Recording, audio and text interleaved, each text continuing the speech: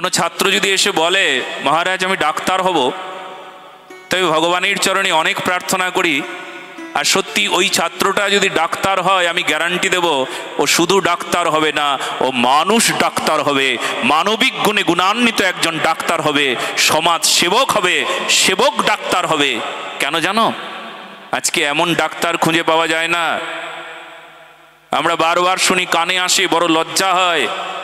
অত শিক্ষিত, অত জ্ঞানী, মেডিকেল সায়েন্সটা এত সুন্দরভাবে পড়ে নিয়েছে, ভালো সুচিকিৎসক, কিন্তু ভালো মানুষ না। বলে ভালো মানুষ না বলছেন কেন গো? বলে টাকার জন্য অনেক কিছুই করে ফেলে। হায় হায়, একজন গরিব মানুষ যদি তার কাছে যায় চিকিৎসার জন্য, তবে তার মুখপানে তাকিয়ে একবারও বলে না,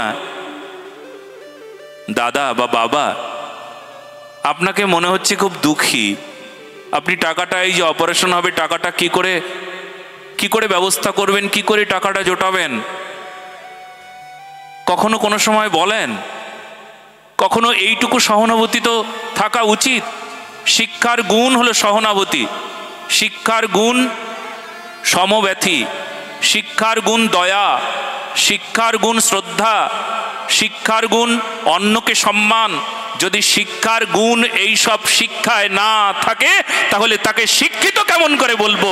আপনারা বলুন, সবাই মিলে বলুন, আরো জোরে। তার মানে সেই ব্যক্তিকে শুনতে, সেই ব্যক্তির মুখে এমন শুনতে পাওয়া যায় না যে গরিবের পাশে দাঁড়িয়ে গরিবকে বলল, হ্যাঁ তুমি কি করে টাকা জোগাড় করবে। আমি এমন উদাহরণ অনেকবার দেখেছি, সেই জন্য বলতে পারছি। আমি গরিবের এই বিষয়টা জানি, দুঃখী মানুষের এই দুঃখটাকে সম্পর্কে আমি জানি।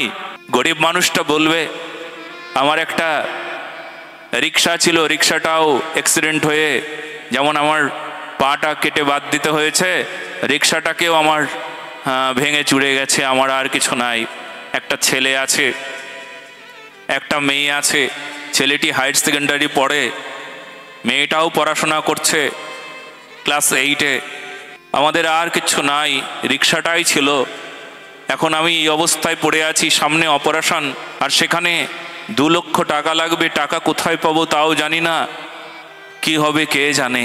ডাক্তার যদি মানুষ ডাক্তার হয়, তাহলে সে বলবে, আমি আপনাকে কথা দিলাম, আমার 1 টাকাও লাগবে না, আমি আপনার অপারেশনটা করে দেব, কারণ এই অপারেশন করা আমার উচিত।